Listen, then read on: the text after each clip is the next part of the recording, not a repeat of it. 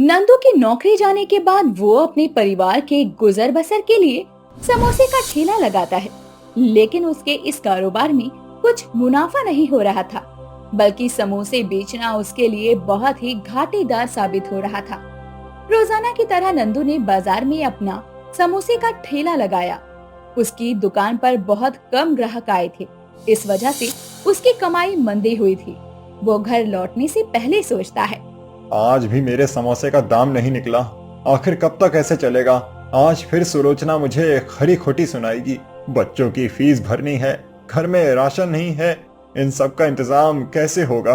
हे भगवान, आप ही मेरी मदद कीजिए। नंदू बाजार में थोड़ी देर और रुकता है, लेकिन कोई भी ग्राहक उसके ठेले के पास नहीं आता और वो हताश होकर अपने घर लौटता है। नंदू के बच्चे सो गए थे। उसकी पत्नी सुलोचना उसका इंतजार कर रही थी। उन दोनों ने खाना खाया और सुलोचना भी सो गई, लेकिन नंदू को नींद नहीं आ रही थी। वो ना जाने किस सोच में डूबा हुआ था। मैं अब क्या करूं, कुछ समझ नहीं आ रहा। समोसे का काम तो ठीक चल नहीं रहा। क्या करूं क्या करूं। सोच नंदू सोच, कुछ तो सोच यार। वो इन सभी बातों से परेशान होकर सो जाता है। अगली सुबह जब नंदू सब्जी मंडी आलू खरीदने जाता है, तब वो अपने एक दोस्त रामू से मिलता है।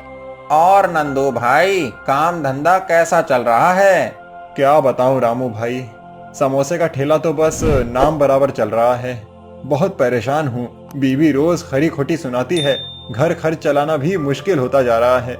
अरे भाई, जब गांव में समोसे की बिक्री नहीं हो रही है तो तुम शहर क्यों नहीं चले जाते? वहां तो हर प्रकार का खाना सही दाम पर और मुनाफे के साथ बिकता है। अगर तुम इतने ही परेशान हो तो तुम्हें गांव छोड़कर शहर में ही अपने समोसे का ठेला लगाना चाहिए।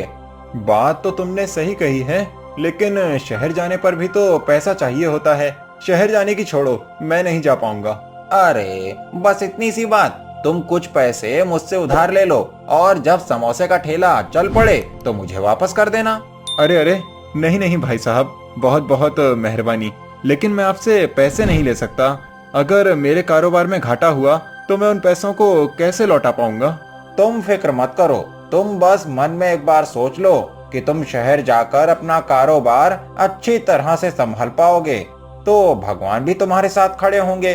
बाकी सब ऊपर वाले की मर्जी है और मैं तो तुम्हारा दोस्त हूँ, तो तुम्हारे लिए इतना तो कर ही सकता हूँ। नंदू के समझाने पर वो मान जाता है और उससे कुछ पैसे उधार लेकर शहर जाने की तैयारी करता है। अगले दिन शाम की ट्रेन से वो शहर जाता है और वहाँ एक किराए का घर लेकर एक ठेले का इंतजाम करता है और अब वो शहरी बाजारों में समोसे बेचता है।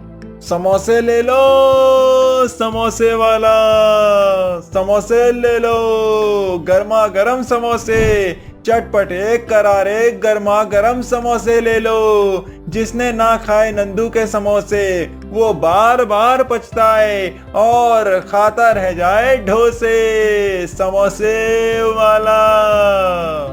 नंदू की आवाज सुनकर बाजार के सभी लोग उसका समोसा खाने आते हैं। लोगों को उसके हाथ के बने समोसे खाकर बहुत आनंद मिलता है और वो और समोसे की डिमांड रखते हैं। तभी उसके समोसे की तारीफ करते हुए तो ग्राहक बोले, वाह भाई वाह, ये वर्ल्ड के बेस्ट समोसे हैं। मैंने आज तक इतने स्वादिष्ट समोसे नहीं खाए। आपके हाथों में तो जादू है, जादू।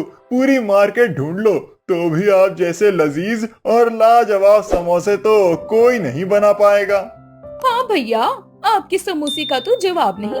आप अच्छे समोसे पैक भी कर दीजिए, मेरी सासू माँ को भी बहुत पसंद आएंगे। उसकी दुकान पर जबरदस्त भीड़ लगी थी। ये सब देखकर नंदू बहुत खुश हुआ और पहले ही दिन उसकी समोसे का बिजनेस बहुत तरक्की पर था। अब वो शाम को अपने किराए के घर पहुंचता है। तब वो नोट गिनते हुए बोलता है, आज तो मेरी लॉटरी लग गई।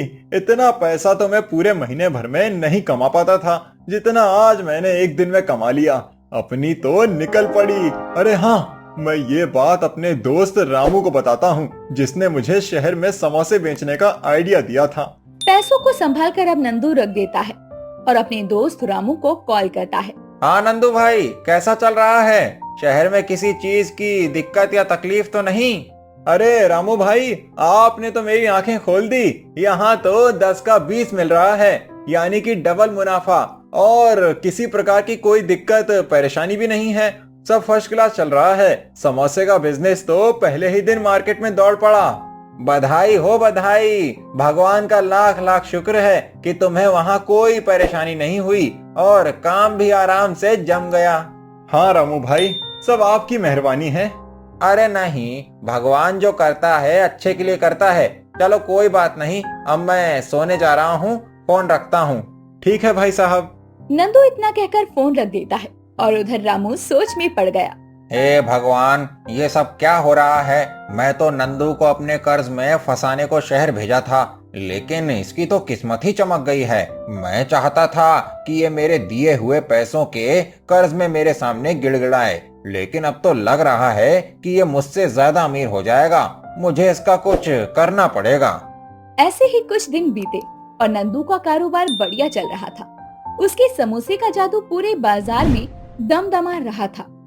उस दिन के बाद उसके पास बहुत सारा पैसा इकट्ठा हो जाता है और नंदू धीरे धीरे कर उन पैसों को अपने परिवार वालों के पास भेजता रहता है, जिसकी वजह से उनके परिवार की हालत सुधर गई थी। उन्होंने गांव में एक घर पक्का भी बनवा लिया था। ये सब देखकर रामू उनकी तरक्की से जलने लगा और वो नंदू को कॉल करता है। और नंदू भाई, सब बढ़िया? हाँ भाई साहब, मेरा तो बढ़िया चल रहा है। आपने मुझे कैसे याद किया? तुम शायद कुछ भूल रहे हो। मैंने तुम्हें कुछ पैसे उधार दिए थे, बस उन्हें लौटा दो। मुझे पैसों की सख्त जरूरत है। मेरा काम भी इधर मंदा चल रहा है। ठीक है भाई, मैं शाम तक तुम्हारे पैसे लौटा दूंगा। नंदू भाई, तुमसे काम था। अगर तुम्हारे साथ शहर में रहकर मैं भी समोसे बेचूं तो कैसा रहेगा? वैसे भी तुम्हारे बुरे समय में मैंने मदद की थी, अब तुम्हारी बारी है। हाँ हाँ ठीक है, आप कल ही मेरे यहाँ अपना सामान लेकर आ जाइए। रामू इतना सुनते ही फोन रख देता है और अपने मन में कहता है, अब आया ऊंट पहाड़ के नीचे। अब तो मैं इसे ऐसा ठगूंगा कि एक बार में ही बर्बाद हो जाएगा। रामू शहर जाने की तैयारी में लग जाता है और अगली सुबह की ट्रेन से वो शहर पहुंच गया। नंदू उसे रेलवे स्टेशन पर लेने आया था। वो उसका सारा सामान उठाकर अपनी सर पर रख लेता है और उसे अपने किराए के घर में ले जाता है, जहां वो उसे अपनी कमाई के बारे में बताता है। रामू के मन में लालच आ चुका था। रामू भी उसकी तरह समोसे बेचने की सोचता है और धीरे धीरे उसने सारा इंतजाम कर लिया। अब वो बाजार में उसी के साथ समोसे का ठेला लगाता है और सोचता है कि नंदू के सारे ग्राहक वो अपनी ओर खींच लेगा।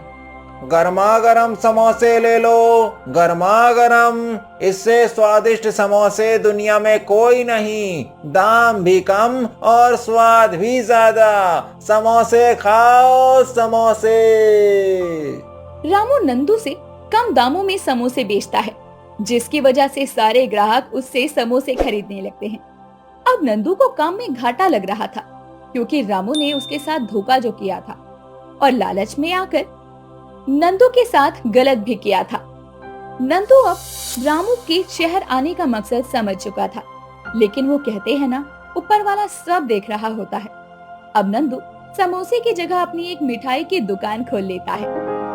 मिठाइयाँ खाओ, मिठाइयाँ, मीठी मीठी मिठाइयाँ, घर में खुशहाली लाए, मीठी मीठी मिठाइयाँ। नंदू की मिठाई का कारोबार देखकर रामू अपने समोसे का ठेला बेचकर एक मिठाई की दुकान खोलता है, लेकिन उसकी मिठाइयाँ नहीं बिकती। वो कर्ज में डूब जाता है और अपने लालच के कारण पूरी तरह से बर्बाद हो चुका था। हे भगवान, ये मैंने क्या कर लिया? नंदू का बुरा चाहते करते मेरे साथ ही बुरा हो गया। अब मैं कहाँ जाऊँ, किससे मदद मांगू? मेरी तो कोई मदद भी नहीं करेगा। रवि नंदू के पास आकर उसे सहारा देता है और कहता है, रामू भाई, तुमने ठीक नहीं किया। तुम हमेशा मेरे लिए बुरा चाहते थे, लेकिन मैंने तुम्हें अपने बड़े भाई से बढ़कर माना। मुझे पता है तुम अभी मुश्किल घड़ी में हो, इसीलिए मैं तुम्हारी मदद करना चाहता हूँ, क्योंकि तुमने भी जाने अनजाने में मेरी मुश्किल घड़ी में मदद की थी। लेकिन मैंने तुम्हारे साथ गलत किया और तुम मेरे साथ ही भला करना चाहते हो। तुम देवता इंसान हो। मेरी गलती पर तो मुझे भगवान भी माफ नहीं करेंगे, लेकिन तुमने मुझे माफ करने के साथ साथ मेरी मदद करने की भी सोची, मैं तुम्हारा कर्ज इस जन्म में कभी नहीं चुका पाऊंगा। इतना कहकर रामू उसके चरणों में गिर गया, लेकिन नंदू उसे अपने गले से लगा लेता है और उसे कुछ पैसे देता है। अब वो दोनों मिठाई और समोसे का बिजनेस एक साथ करते हैं। अब वो दोनों एक दूसरे के बहुत अच्छे दोस्त बन चुके थे। नंदू ने अपनी अच्छाई और सच्चाई से रामू की बुराइयों को खत्म कर दिया।